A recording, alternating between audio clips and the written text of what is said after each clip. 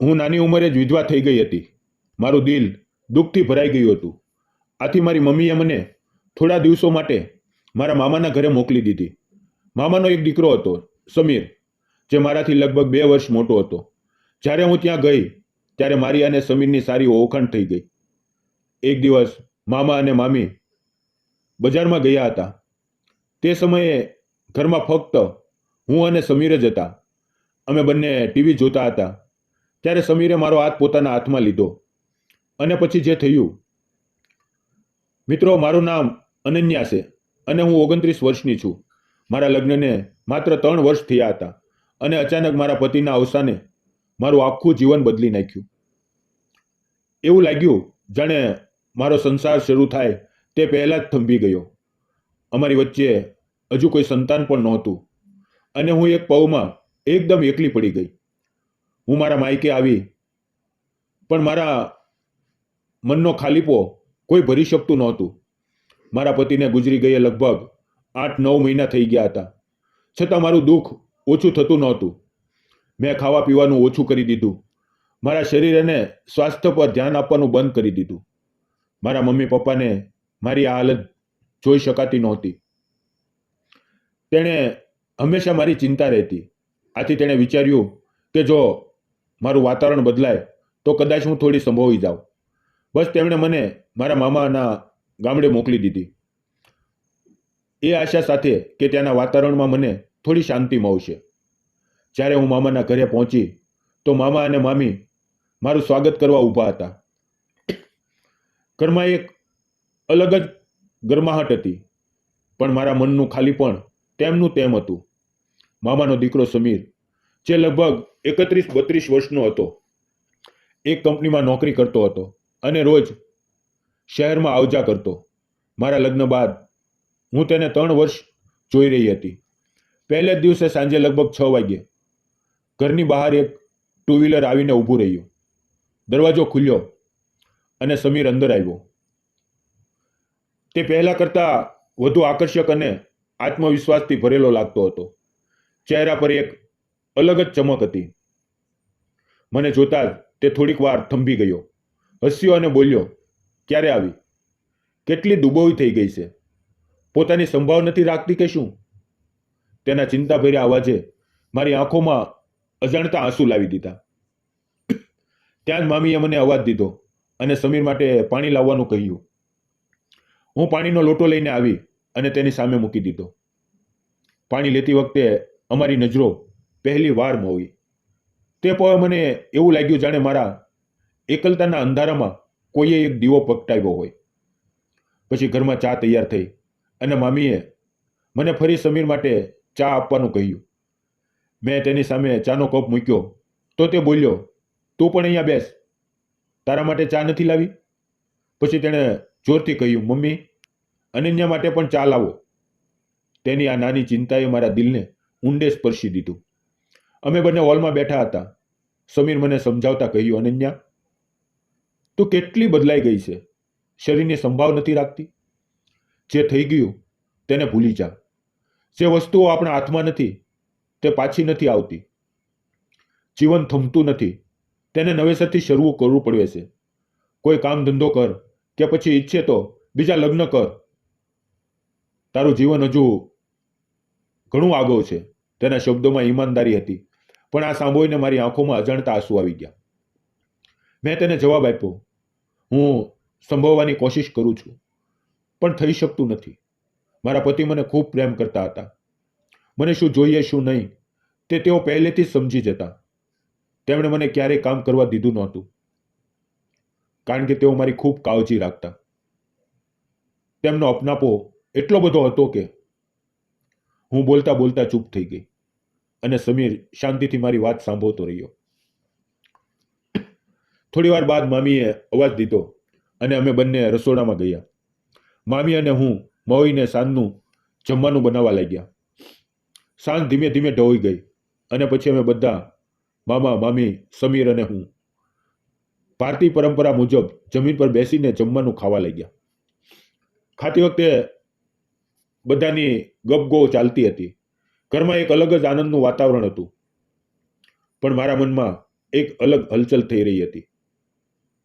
સમીરની આંખોમાં જે ચિંતા હતી, તેના શબ્દો, તેનું હાસ્ય, આ બધું અજાણતા મારા દિલને સ્પર્શી રહ્યું હતું. મને લાગવા લાગ્યું કે આ અંધકારમાંથી બહાર નીકળવા, ફરી જીવન જીવવા માટે મને કોઈના સાથની જરૂર છે, અને કદાચ તે સાથ સમીરનો હોઈ શકે. ધીમે ધીમે દિવસો પસાર થવા લાગ્યા. હું ઘરના કપડાં ધોવા, રસોઈ બનાવવા અને નાના મોટા કામોમાં વ્યસ્ત રહેતી. પણ આ બધાની વચ્ચે મને એવું લાગતું કે સમીરની નજરો મારા પર ટકેલી રહે છે. ક્યારેક અમારી નજરો અજાણતા ટકરાતી અને તેમાં કોઈ અનકહી કોમો લાગણીઓ છુપાયેલી હોય. સમીર કામ પર જતો રહેતો અને હું ઘરમાં મોટે ભાગે એકલી રહેતી. મામી મને વધુ કામ કરવા દેતા નહીં, પણ હું જાતે જ મામા મામી સાથે ખેતરમાં જતી, નિંદામણ કરવાનું કામ કરતી. આ સાદા અને શાંત ગામના વાતાવરણમાં મને ઘરનો સ્નેહ અને અપનાપો અનુભવ હતો. મામા મામી મારા પર ખૂબ પ્રેમ વરસાવતા. તેઓ મને હંમેશા હસાવતા, વિવિધ કામો અને વાતોમાં રોકતા, જેથી હું મારા દુઃખમાંથી બહાર આવી શકું. તેમની આ કાળજી અને સ્નેહથી મારા મનમાં ધીમે ધીમે આશાની નવી કિરણ જાગવા લાગી. એક દિવસ સમીર હસતા હસતા મારી પાસે આવ્યો અને બોલ્યો, અનન્યા, શું આપણે ફિલ્મ જોવા જઈએ? હું થોડી અચકાઈ અને ધીમેથી બોલી, પણ મામા મામી શું કહે છે? તે સહજતાથી હસીને બોલ્યો, કંઈ નહીં કહે, હું મમ્મી સાથે વાત કરી લઈશ. અને ખરેખર તેણે મામા મામી સાથે વાત કરી અને તેમણે અમને હા પાડી. રવિવારે જ્યારે બધાની રજા હતી, અમે ફિલ્મ જોવા ગયા. ફિલ્મ ખૂબ રોમેન્ટિક હતી. હું પડદા પર ચાલતી પ્રેમ કહાનીમાં ખોવાઈ ગઈ હતી.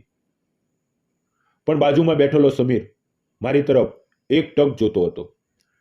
ફિલ્મ દરમિયાન તેણે અજાણતા મારો હાથ પોતાના હાથમાં લઈ લીધો. હું એક પળ માટે ચોંકી ગઈ, પણ કંઈ બોલ્યા વિના અવગણના કરવાનો ઢોંગ કર્યો. તે પળે મારા મનમાં લાગણીનો તોફાન ઉઠવા લાગ્યો. તે પછી અમે નજીકની હોટલમાં ગયા, જ્યાં અમે ગરમ કોફી અને પિઝા ખાધા. તે નાની નાની પળોમાં મને લાગ્યું કે સમીર સાથે સમય વિતાવવો મને ગમી રહ્યો છે. જાણે મારા મનને એક અલગ શાંતિ મોવી રહી હોય. છતાં મારા મનમાં એક ભાર હતો. હું વિધવા હતી અને સમીર હજુ યુવાન અને આકર્ષક હતો. તેને મારા કરતાં ક્યાંય વધુ સુંદર અને સંપૂર્ણ સાથી હોઈ શકે.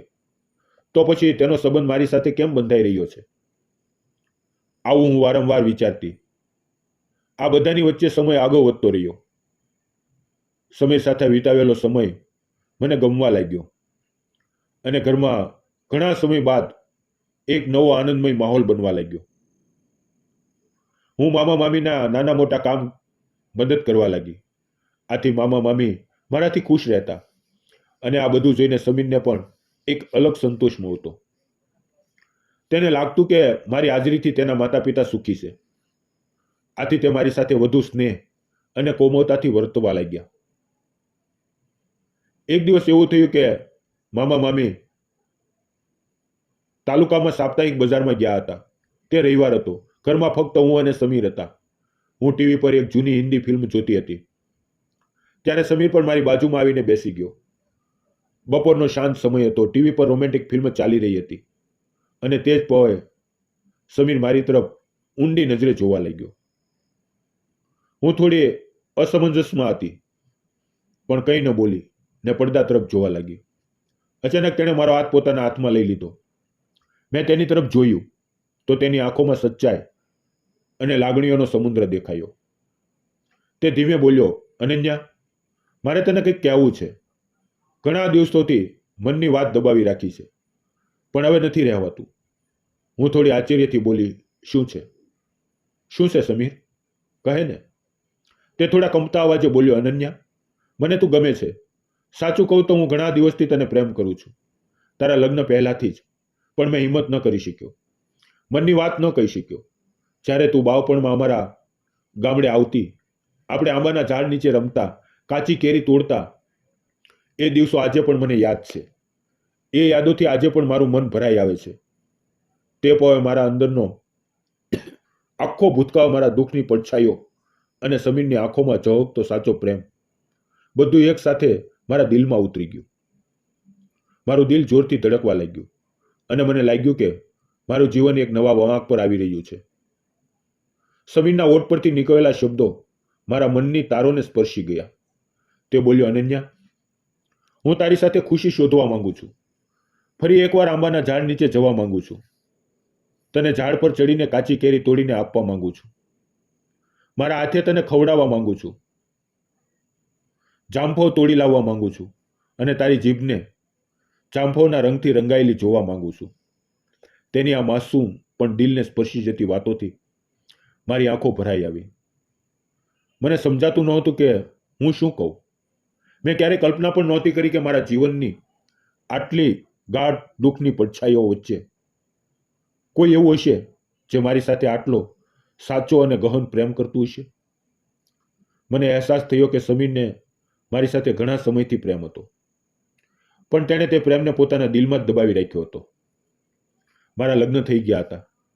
હું મારા વૈવાહિક જીવનમાં વ્યસ્ત થઈ ગઈ અને તે પોતાના પ્રેમને દબાવીને એકલો જીવતો રહ્યો.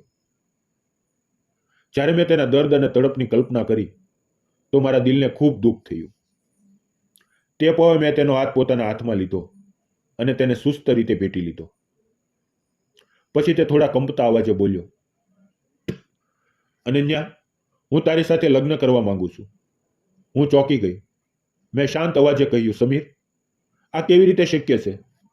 તને ખબર છે હું વિધવા છું. મામા મામી શું કહેશે? સમાજ શું કહેશે? શું તેઓ આપણા સંબંધને સ્વીકારશે? તે પૂરા આત્મવિશ્વાસ સાથે બોલ્યો, તું ચિંતા ન કર, હું મમ્મી પપ્પા સાથે વાત કરીશ. પણ તું મને કહે, શું તું મારી સાથે લગ્ન કરવા તૈયાર છે? મારી આંખોમાંથી ફરી એકવાર આંસુ વહેવા લાગ્યા. હું કંપતા અવાજે બોલી, મને ખબર નહોતી કે તું મારી સાથે આટલો પ્રેમ કરે છે, પણ સાચું કહું, મારા મનને પણ તારી સાથે પ્રેમ થઈ ગયો છે. તારી સાથે રહેતા હું મારું દુઃખ ભૂલવા લાગી છું. ત્યારે જ અચાનક દરવાજે ખટખાટ થઈ. મામા મામી પાછા આવી ગયા હતા. હું અને સમીર ઝડપથી એકબીજાથી અલગ થઈ ગયા. હું તરત રસોડામાં ગઈ. પાણી લાવીને મામા મામી સામે મૂક્યું. થોડી વારમાં ચા બનાવીને તેમને આપી. બધા ચા પીતા પીતા આરામથી બેઠા હતા. રાત્રે જમવાના સમયે અચાનક સમીર ઊભો થયો અને બોલ્યો, મમ્મી, પપ્પા, મારે તમારી સાથે એક મહત્વની વાત કરવી છે. બંને તેની તરફ જોવા લાગ્યા. સમીરે દ્રઢતાથી કહ્યું, હું અનન્યા સાથે લગ્ન કરવા માંગુ છું. તે મને બાળપણથી જ ગમે છે. હું તેને ખૂબ પ્રેમ કરું છું. ફક્ત એટલા માટે કે તે વિધવા છે એનો મતલબ એ નથી કે તેને ફરી જીવન જીવવાનો હક નથી. તેણે ઘણું દુઃખ સહન કર્યું છે, ઘણું ગુમાવ્યું છે. જો આપણે તેને સહારો નહીં આપીએ તો પછી કોણ આપશે? તેને પણ નવું જીવન જીવવાનો પૂરો અધિકાર છે. સમીરની આ વાતો સાંભળીને મામા મામી એકબીજા તરફ જોવા લાગ્યા. થોડી વાર માટે ઘરમાં સન્નાટો છવાઈ ગયો. પછી તેમણે અમારી તરફ જોયું અને તેમના ચહેરા પર સ્મિત ફેલાયું. મામીએ કોમળ અવાજે કહ્યું, અનન્યા એટલી સુંદર અને પ્યારી છે કે કોઈ પણ તેના પર દિલ હારી શકે. તે વિધવા છે તો શું થયું? તેનું જીવન હજુ બાકી છે. અમને તે આપણી વહુ તરીકે પૂર્ણ રીતે મંજૂર છે. આ સાંભળીને મારી આંખોમાંથી ખુશીના આંસુ વહેવા લાગ્યા. જમવાનું પૂરું થયા બાદ હું અને સમીર તેના ચરણોમાં ઝૂકીને આશીર્વાદ લેવા ગયા. મારા મમ્મી પપ્પાને પણ આ ખુશખબર આપવામાં આવી અને તેઓ પણ સાંભળીને ખૂબ ખુશ થયા. તેમણે પણ અમારા લગ્નને મંજૂરી આપી. પછી ઘરમાં લગ્નની તૈયારીઓ શરૂ થઈ ગઈ. થોડા દિવસમાં અમારા લગ્નની રસમો ધામધૂમથી પૂર્ણ થઈ. મિત્રો, તે દિવસે મને લાગ્યું કે હું મારા દુઃખના ગાઢ અંધકારમાંથી બહાર નીકળીને ખુશીના નવા ઉજાસ તરફ આવી છું. મારા જીવનને એક નવો વળાંક મળ્યો. આજે હું અને સમીર અમારા વૈવાહિક જીવનમાં ખૂબ ખુશ છીએ. અમે એકબીજાને ખૂબ પ્રેમ કરીએ છીએ. સમય જતાં હું ગર્ભવતી થઈ અને અમારા જીવનમાં એક નવી ખુશીનું આગમન થયું. મેં એક પ્યારી દીકરીને જન્મ આપ્યો. તે બાળકના આવવાથી આખું ઘર ખુશીઓથી ભરાઈ ગયું. મારા મમ્મી પપ્પાને જ્યારે નાની થઈ તો તેમની ખુશીઓનો કોઈ પાર ન રહ્યો. ઘરમાં ફરી એકવાર રોનક, હાસ્ય અને રમતગમતનો માહોલ બની ગયો. આજે મારું જીવન સંપૂર્ણ રીતે સુખમય છે. હું સમીરનો પહેલો પ્રેમ હતી અને આજે તેનું સપનું પૂરું થયું છે. મારું જીવન જે ક્યારેક દુઃખમાં ડૂબેલું હતું તે હવે ફરી ખીલી ઉઠ્યું છે. મિત્રો, તમને શું લાગે છે? શું મેં અને સમીરે લગ્ન કરીને સાચું કર્યું કે ખોટું?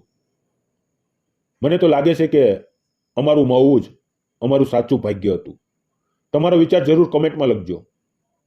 જીવનમાં ગમે તેટલું મોટું દુઃખ આવે, ગમે તેટલી મુશ્કેલીઓ આવે, પણ જીવન ક્યારેય થમતું નથી. દરેકને નવી શરૂઆતનો મોકો મળે છે અને તે મોકાને સ્વીકારવો જરૂરી છે. સમાજ શું કહેશે તેના કરતાં વધુ મહત્વનું છે આપણા દિલની વાત સાંભળવી. સાચો સાથ અને સાચો પ્રેમ જ આપણને જીવન ફરી જીવવાની તાકાત આપે છે. ભલે કોઈ વિધવા હોય કે વિધુર, દરેકને નવું જીવન શરૂ કરવાનો પૂરો હક છે. આથી મિત્રો, દુઃખ સામે ઝૂકશો નહીં, પણ હિંમતથી જીવનનો સામનો કરો અને ફરી જીવવાનું શીખો. જો આ અમારી પ્રેમ કહાની તમને ગમી હોય તો વિડીયોને લાઈક કરો, શેર કરો અને અમારી ચેનલને સબસ્ક્રાઇબ કરવાનું ભૂલશો નહીં. ધન્યવાદ મિત્રો. અને જતા જતા મિત્રો, આ વાર્તા ફક્ત મનોરંજન માટે બનાવવામાં આવી હતી. તેમાં આવેલા નામ, પાત્ર અને ઘટના બધા જ કાલ્પનિક હતા. તેનો કોઈ પણ વ્યક્તિ, જાતિ કે ધર્મ સાથે સંબંધ નહોતો. અને જો આવું બન્યું હોય તો એક સંયોગ છે. આ વિડીયો શૈક્ષણિક ઉદ્દેશથી બનાવવામાં આવ્યો છે. તેને તે રીતે જોવો, અન્યથા ન જોશો. ફરી મળીએ આવતીકાલે મિત્રો એક નવી વાર્તાની સાથે. ત્યાં સુધી આવજો અને તમારા આ ગુજરાતી મિત્રને ભરપૂર પ્રેમ આપવા માટે આપ સૌ મિત્રોનો ધન્યવાદ મિત્રો.